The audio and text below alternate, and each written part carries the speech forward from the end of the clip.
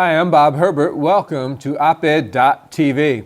When we think of Georgetown University and the Catholic faith and Jesuit priests, we don't usually think of the slave trade, the buying and selling of black men, women, and children in America. But that's just what Rachel Swarms confronts us with in a big page-one story in the Sunday New York Times. Georgetown and other American universities were deeply involved in the slave trade, and Ms. Swarms, a columnist with the Times, is here to talk about this with us. Rachel, welcome. Thanks for coming in. I really appreciate it. Thank you. So this is a remarkable article, and you opened it by describing one particular sale. And you wrote, "This was no ordinary slave sale. The enslaved African Americans had belonged to the nation's most prominent Jesuit priests." So tell us about that sale. So I was writing about the sale of 272 enslaved African Americans who were sold by the Jesuits in 1838. And they were sold in part to help save the biggest educational project that the Jesuits had at the time, which was Georgetown. Right. So this was just sort of, it was a big sale, but it was just business as usual, this involvement in the slave trade. So before the slaves were sold, what were their tasks? What did they do? You don't usually think of universities as holding slaves. Well, it was a step removed. So the Jesuits owned the slaves. It was the Maryland province of the Jesuits that owned the slaves. And they had owned the slaves for decades. And the slaves worked on plantations in Maryland. And the operations of the plantations, the labor of the plantations, helped support Georgetown and did so for years. And they farmed tobacco, wheat, that kind of thing. And in the 1830s, the plantations were becoming increasingly inefficient.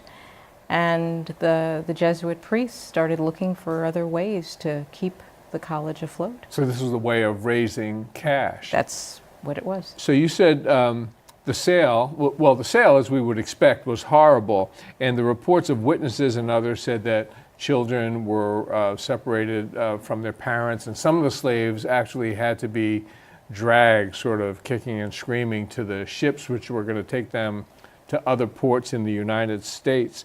And when I was reading that, I was thinking, you know, there's this terrible but persistent myth in the United States that slaves, or at least a lot of the slaves, were well off. They might even have been happy that there were these benevolent masters and that sort of thing. And here we have just this sort of treatment, even at a Catholic university and at the hands of, or at the direction of Jesuit priests. And my question really is, what's your response to this myth that there was something or anything benevolent about slavery?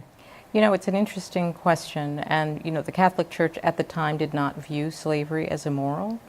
As immoral. As immoral. Right. They did not. And so, you know, there are reports from visiting priests coming from, you know, the 1820s, for instance, where they describe whippings of pregnant women. They describe shelter, housing that was virtually inhabitable, not enough to eat. Those conditions improved over time, in part because of the reports that came back from visitors who went. But this slave sale in 1838 was the biggest, but it was not the first by far. So families were split up. This was not benign or benevolent. Right. You really captured the human element of this particular sale. You said the enslaved were grandmothers and grandfathers, carpenters and blacksmiths, pregnant women and anxious fathers, children and infants. These are the people who were sold specifically in that Georgetown sale. It strikes me that when you're covering something like this, and this is a big article, it's a long piece, that you experience emotions yourself as you're covering this sort of thing. What were some of the things, the thoughts or the feelings that you experienced? You know, this story came about because there was an effort by both the university and alumni, one alumnus in particular, Richard Cellini, a technology executive, to track down the descendants of the slaves who were sold. It's the first time that anyone affiliated with the university has really tried to do that. And so, to me, the most compelling thing was to try, as a writer, in the best way that I could, to tell the story of these people which had been lost. And as an African American and as a Catholic, reading some of this is, it's heavy stuff. There's no way around it. The Jesuits kept very good records, and because of that, the names of these people have been in the archives for decades.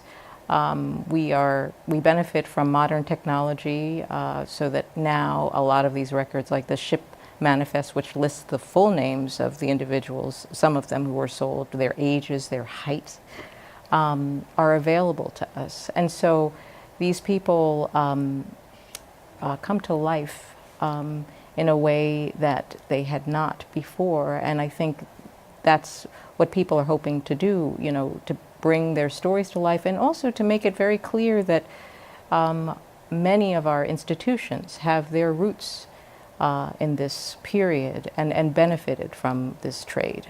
One of the things that was interesting in the article was that the slaves had been baptized and they were Catholics, and they were made to attend Mass, and at the same time they could be whipped for whatever infractions, severely punished if they tried to escape. You must have been struck by the irony of this. There are a lot of contradictions. I mean, it's interesting. They did have a kind of code. I mean, it wasn't, slaveholding wasn't immoral, but there was a kind of code, and there was debate and some anguish about this sale. It was not at Georgetown. Among the Jesuits. Yeah. It was not an easy decision, and the head of the Jesuits only agreed under certain conditions. He said the family should not be separated, the money should not go to pay debts, that there should be provisions made to ensure that the slaves could continue practicing their faith. And the university says none of those conditions were met. The money, much of the money was used to pay the debts at Georgetown. Families were split up, and but there was an effort, though, by the Jesuits to try and minister to the slaves. They viewed these people as people with souls.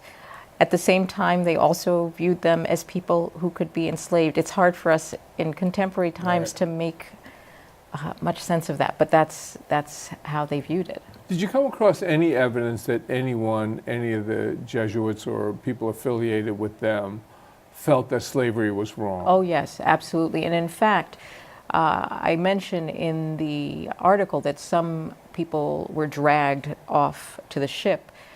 There was a decision to take them for sale, to take them to the ships, to come by surprise with no announcement, because there was concern that the priests who actually worked on the plantation might encourage people to run away. And in fact, they did. I mean, in subsequent visits, they let slaves know, and some did escape. Wow. You mentioned that there's been this effort at Georgetown to try and track, I guess, the descendants of some of these slaves at least. How specifically did you get involved in the story? What made you want to do it, and how did you come to make all the necessary contacts?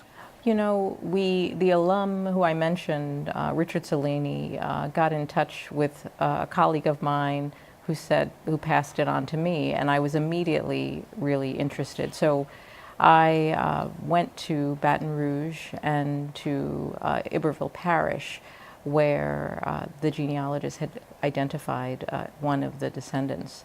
And that was Maxine Crump. And it was her great-great-grandfather, who I write about, Cornelius Hawkins, right, who was only about 13 years old when he was sold and sent to Louisiana. So this was a child. He was a child, yeah. And for Maxine Crump, who's 69, retired television anchor, who grew up in a Catholic family, this was staggering. All right, she didn't know about this? No idea. Who told her? Well, it was Richard Cellini, the Georgetown alum, who called her up and said, by the way, we've done some research and this is what we found. She was driving in her hometown and So she's on the cell phone in her car? That's exactly right. That's this exactly guy right. calls Her up. Right, and it explained a number of things, the origins of the Catholicism in her family, though Right. the origins were very painful. But it was interesting, the name Cornelius was a family name, and she also discovered the origins of that, and that was something too. So his name was Cornelius Hawkins. He had the nickname Neely. That's right. And you wrote that not only was the family still Catholic, Yep. but there were people who were named. That's right. The name carried across the generations. The name Cornelius carried across the. Was a familiar family name to her, and now she knows where it came from. So they had no idea why the No family idea. was Catholic. They just were Right, Catholic. they just were Catholic. All right. So what was her reaction? She said she felt a mix of reactions, outrage at the church leaders for having condoned this, and at Georgetown for have benefited, from the sale of her ancestors. But, there's also some joy there because, this was information she didn't have. And for so many African Americans, it's so difficult to Right. trace back to slavery that being able to know who these people were and something of their story was and still is immensely important to her. You wrote that at Georgetown, slavery and scholarship are inextricably linked. What did you mean by that? I meant that the profits of the slave labor helped fund the administration and operations of the school. The two early presidents of the school were intimately involved with the sale. Even produce from the farms went to the college to help feed the students there. I mean, there was a direct connection. Right.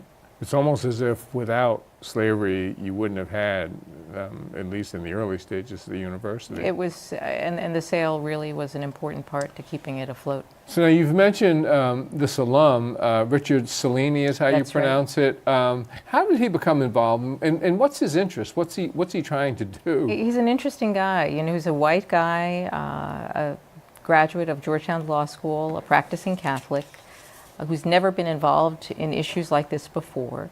But when students were demonstrating, and they were demonstrating at Georgetown because Georgetown had two buildings named after the college presidents who were involved in the slave sale, the students were successful in getting the buildings renamed. These are the priests, two of the priests. That's right, who are also presidents at the university. So they're responsible for this They sale were you're involved, writing that's about. right. Okay, so there's two buildings. That were named for them. Okay. And he watched the protests and started thinking, wow, is that all we're going to do here? What about, those are buildings, what about the people?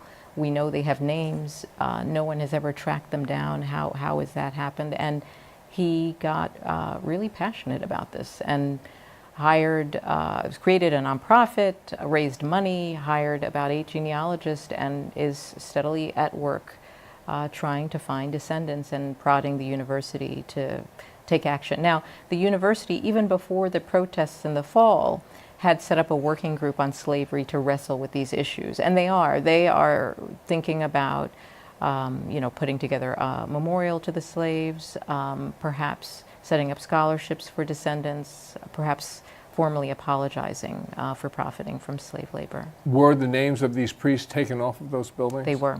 And are there still protests going on from students? No, not at this point. So This process is on. So this working group is going to be meeting, and we're expecting some recommendations from them in the coming months. Right. Mr. Cellini's efforts to track some of these other descendants, has that borne fruit? Yeah, it's painstaking work and it's difficult, but they have identified a handful of people and they are continuing to search. Now, this begs the entire question of reparations. Georgetown is trying to figure out what it ought to do.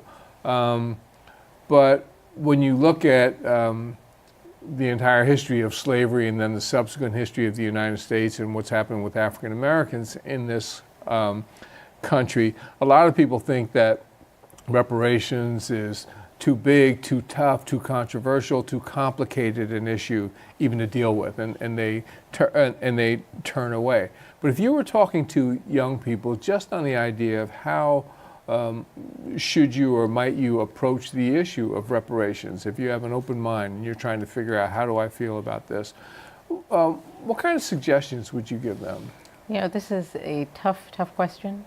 Our editorial board came out this weekend saying that Georgetown really needs to do something significant here, more than just apologize.